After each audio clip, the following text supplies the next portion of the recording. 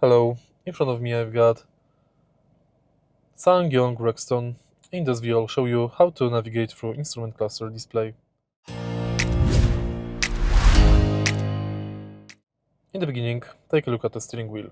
Right here we've got the panel, thanks to which we can navigate through instrument cluster. Press 2 cards button to change menu. Press this button below to navigate through current menu. Thanks to move button you can also enter and exit the menu. Now let's take a look at the instrument cluster and see what we can find here.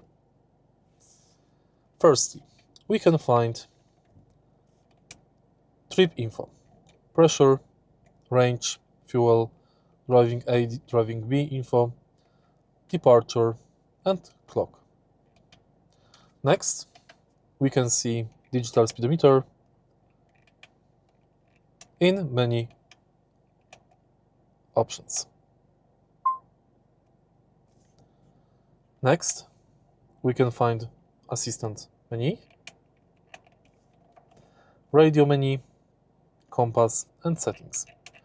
In settings, we can manage dashboard lighting, driving assists, dashboard language, door, tailgate settings, lights, convenient features, sound settings, checkup alert, and dashboard setting and info.